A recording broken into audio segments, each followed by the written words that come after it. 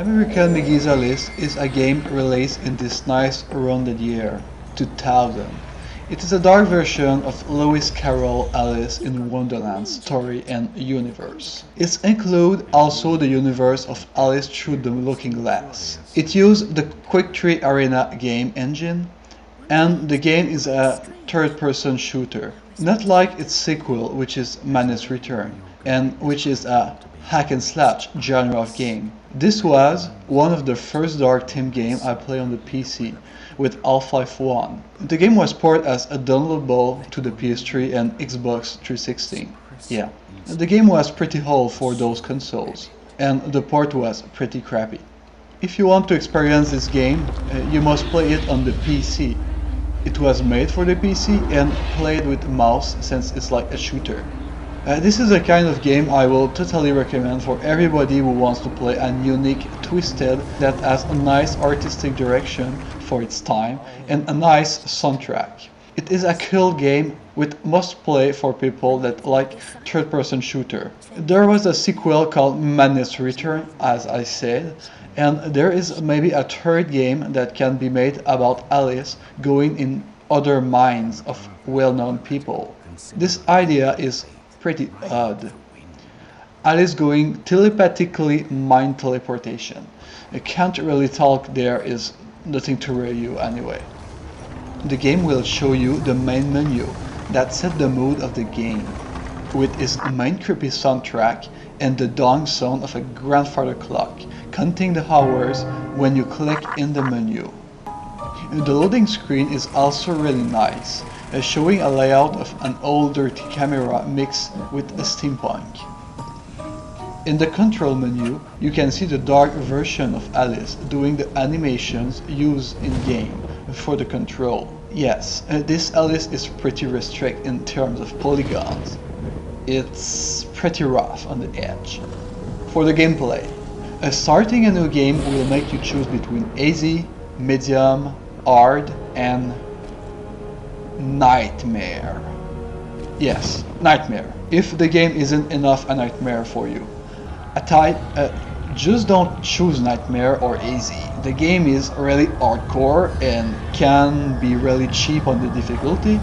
And an example is the fact that the game will throw a shitload of enemies near the last levels. And you will die a lot. I mean a lot. Even on high or normal difficulties. For me, it is normal that you die a lot because this is not a casual game, my friends. It's really challenging. You can save where you want in the game. This makes it really less frustrating. But God, nightmare is not a choice for your first playthrough, and easy is just boring. The game starts with a cutscene showing globally what happened with Alice, but without further character development. After that, well, you fall in the rabbit hole and you start playing right away. You will immediately notice that the game is played more like a first-person shooter with a third-person camera. It's not like Grand Theft Auto, where the player will face the direction he's going and enter a aim mode when shooting. American McGee's Alice used the mouse to aim all the time and the WASD to move, and most importantly, strafe. It played like Max Payne but with a much higher jump. Yes, Alice focuses not only on the combat but also on the platforming. The platforming can be bad at the beginning of the game because Alice has 3 ways to jump. She can static jump, forward jump, and aim jump. The static jump is performed by being idle and jump. It lets you control Alice in midair easily, and it is used to reach high platform without creating too much havoc in your movement. The forward jump lets you also control Alice in midair, but this one is used to reach far away platforms. Just run in a direction and jump to do it. The aim jump is unique for this game. You have to place your crosshair dot on the surfaces you want to jump. The dot will change into foot, and pressing the jump button will make you jump directly on the desired place. This is really useful for tight jump. I do not know why people complain about the control for platforming. You just have to release the jump button and get a pretty good air control. Alice can also catch up on 90-degree perfectly cutted surface and pull herself back up in a really slow animation. So slow that enemies can do a shitload of damage on you when you are desperately trying to climb back up to avoid an evil pit of death. This is pretty bad. The climb function will also sometimes not work on diagonal or weird shaped border. Alice like 90-degree. And Alice like ropes too. She can grab on greenish ropes, yeah, greenish ropes, and climb them. She can swing herself on those ropes like a king of the jungle to reach even far away platforms. She likes green rope, not other one, because that's it. The combat of the game is really good. Alice begins with a default knife weapon that can cut enemy in half. Good start. She will find a pickup card after. This will be the weapon that will teach the player the magic system. Each weapon looks like toys, in the good sense, and each of them use magic or mana if you prefer.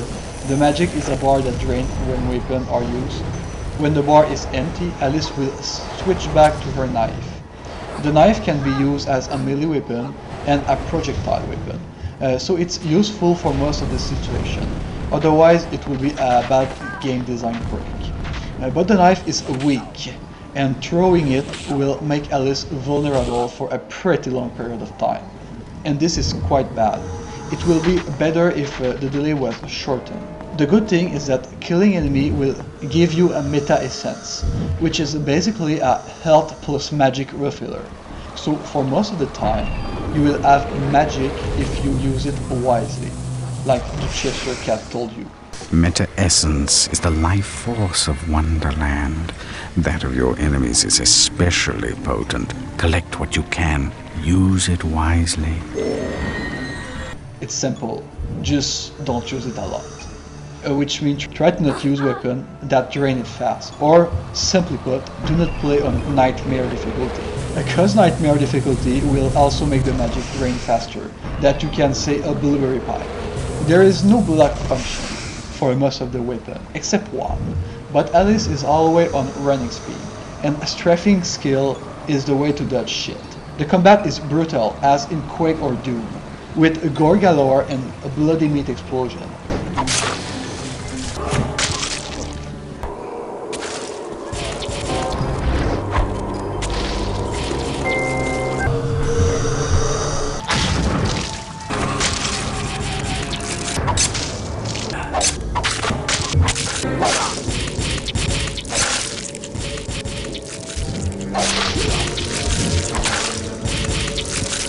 Which I really enjoy. You can decapitate a card guard.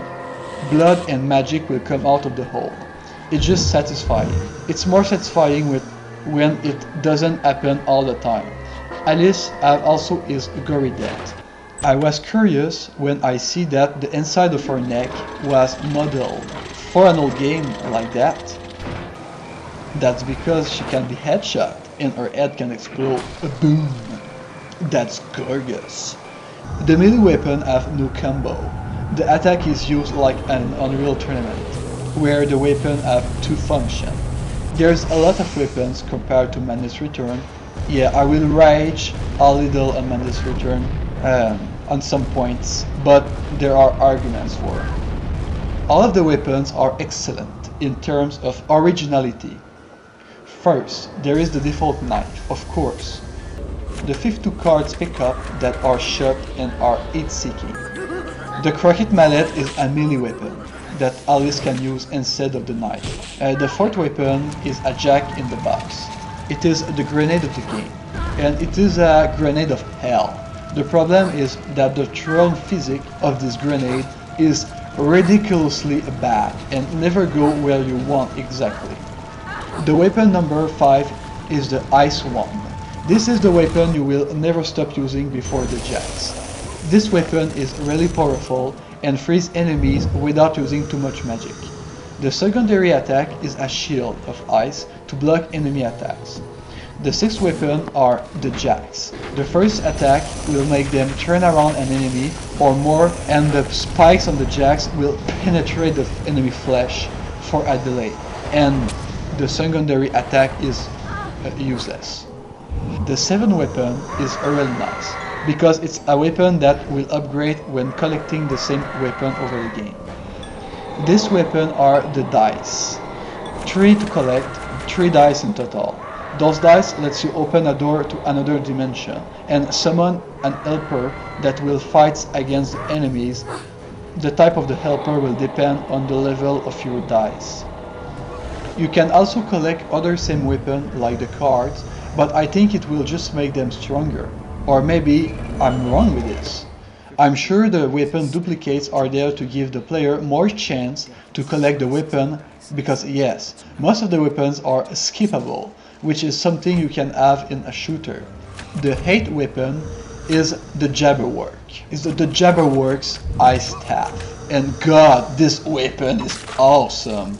The first attack is a charge attack that shoots a fucking laser beam that you need to hold the fire key. When the key is released, the laser is terminated by a shot that will explode on contact, making the enemy flying through the air or exploding into a bloodfest.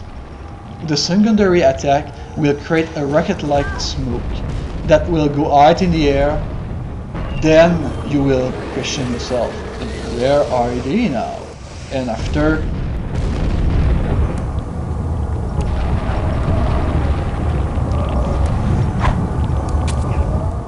the bad thing is that those rockets have a tendency to hit you. It's sad because this attack is truly cool and epic. Yes, your weapon can hurt you. Enemies can hurt themselves too. This game is hardcore. Friendly fire, yeah. The ninth weapon is a secret weapon that uses all of your magic and clean the screen of all beings. This is the blunderbuss. The last weapon is more of an item that will stop the time. Yeah, another nice thing to play with. Stopping the time is cool. As you can see, the weapons are not really balanced. Some of the attacks are useless. The good thing is the level of the weapon upgrades with the flow of the game, since the enemies become harder. At the end of the game, you will still use the croquet mallet and the knife when you are out of magic, but the cards will become pretty useless. In the last levels, you will have the tendency to spam the Jabberwock ice staff. The game do not use tutorials to help you in your adventure. There are some subtle things that can be tutorial. An example is when the guy in the mine told you that you can use the smooth to float by jumping in it. The game is too simple to consider this a flaw. The enemies of the game are nice. Some of them are original, others lack in originality for today's standard. You will encounter the classic cards, the Banshee.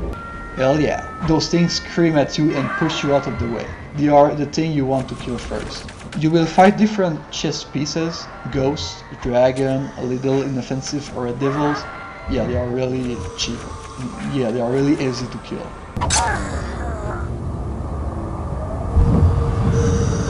It's more a game about killing and going through the levels, wanting to know what will be the next weird stuff, or Wonderland have changed compared to the Child Tale version. It's not a scary game, it's a game with a creepy setup and twisted worlds. I don't play this game for the scare factor, or for the jump scare. There aren't any jump scare except some enemies that will pop. Next, we have the allies of the game. The Cheshire Cat is the best of the game. You are more attached to the Cheshire Cat than Alice herself, because Alice rarely talks compared to him, and the voice of the Cheshire Cat is just superb. It sounds like he is hiding something, and do not want to tell you all you know. He is like a subconscious mind of Alice, remembering what she needs to do to survive. Alice sounds so innocent and a chillfish when she talks. She is young and fragile. The world of Wonderland is hard on her. I like the mature feel of the game for that. She will cry during the game. When she falls in limbo, she will scream out loud. When she gets damaged, she will scream, and I don't want to hear her scream. Poor her. It's sad that the staging will make you laugh more than cry. but that is mostly because the game has really aged bad on those sides. At least, Alice does not transform into butterflies, like in Madness Return, when she falls. The first game was a lot more dark and raw during the gaming sequence. In Madness Return, the game tried to be creepy, but it just looked like cute stuff with dark black paint on them. There are other allies in the game, like the White Rabbit. The rest of the allies are not fully connected to Alice. They can be traitors or use Alice to get something. Alice is mostly left to herself, and this is what I like. I like the fact that the boss in the game are characters from the tale, and they all want Alice dead. It's not like in Madness Return, where they are all good. Even the Red Queen is good, in a sense, and there is no boss fight except at the end. The first game doesn't help you, it challenges you with those bosses that are pretty nice to fight. I love how the Duchess is attacking you with pepper. When you defeat this boss, she sneezes so hard till her head explodes in half, and then pepper is coming out. The levels in the game are really good. The variety is there, and they represent environments from the tale of Lewis Carroll. It's something that wasn't in the sequel, but that's understandable since it was already done. There is just something really epic about going through environments you try to reconnect with those images you have from the original tale. But they are now all twisted and creepy. The nature part with flowers is there. The chess palace is there. The labyrinth is there. The tea place is there. And they have added environments that aren't in the tale too. The level design is better than Madness Return, for the fact that there are a shitload of levels, but they are really short. In the sequel, they are long and repetitive with so few benchmarks. American McGee throw at the player variety stuff and the player will remember key points in the level. Nothing of them break the game flow, they just pace the level. On the other hand, the minigames in the sequel was breaking the game flow, because they do not fit. The levels in the game are straightforward, but there is still place for exploration. Those who want to find hidden stuff will be happy. There is even some secrets to recompensate the player. The game is hiding power-ups in the levels, and not all of them are hidden at the beginning. There is a mini tutorial on what is the use of the power-up called a Berserk and how power-up work in the game. Sometime the game will show power-up to you. I don't have much to say for the sound effect, they work, but gosh, the soundtrack of this game is the best thing about it. It just fits the game perfectly. Those music are a gift from God to my ears. It's creepy, it's moody, it's sad, it's powerful, it's haunting. They are one of the best eerie and creepy soundtrack for a video game. Those soundtracks feature a lot of chord and manicoloc sound or child music box sound. Chris Rena did a perfect job using a real-world object to make the detailed creepy sound. The music have a lot of other noise sounds, making them uncomfortable.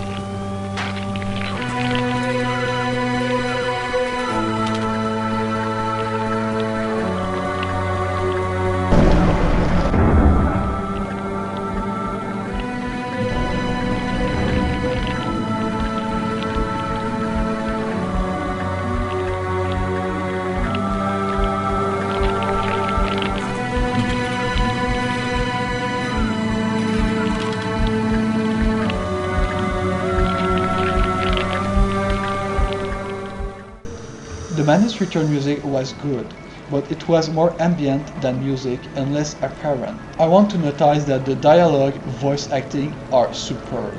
The characters talk with a British accent and use advanced words with ironic twist in their sentences. The way the Cheshire Cat give you clue indirectly is interesting. You can also spam the Cheshire Cat with a key to give you some sort of clue, and I like to spam the Cheshire Cat. Okay, the graphic. Visually, the game is excellent for its year. Thanks to the artistic direction and use of fake dynamic lighting that create a round emissive circle over the texture. Like the light of the meta essence or projectiles. The game also used detailed textures over the original texture to hide the low resolution of the main texture. The lighting have contrast. The game is dark and this helps to hide defaults. Seeing flying piles of books in Limbo or the sky or the chess wheel is simply awesome. When I was young, I really feel that the world around me was bigger. Where this pipe is going, I want to know. I want to know! Of course, replaying this game with all the knowledge I have is different.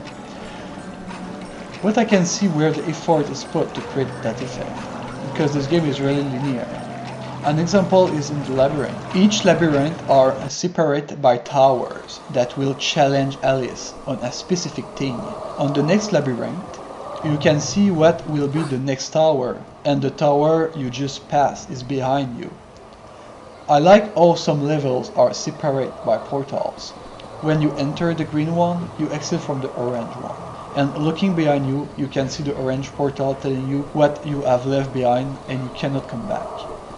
Particles effects are really good, too, and freezing them in time is simply gorgeous. The cutscenes transition are horrible at some points. The way you play can affect the gameplay in the cutscene, which is really odd. I think that is because character plays scripted sequence of action instead of pre-recorded stuff.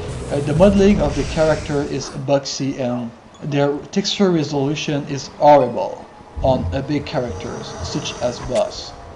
But this is an engine limitation, and it is sad because the textures are just fucking great. The face of the characters have something really special, even Alice. The face of the boss are over skin detail and disgusting. I like also the way the dress of Alice is moving when she walks, and her look in general. The subtitle blood on her dress, the green eyes, the skeleton head on her back, and her gothic boots. I will not go into detail for the story, because this is not my cup of tea in games. It is basically a story about a fire in Alice's house that killed her parents. But she managed to survive. She became orphaned and mad. Alice was cased in a prison for crazy people. An asylum. She started to dream about her guilt, about the possibility that she caused the fire in the house.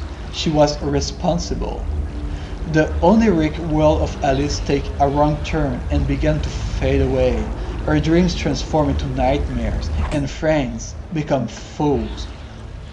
She needed to find who was the responsible for the fire, who was guilty.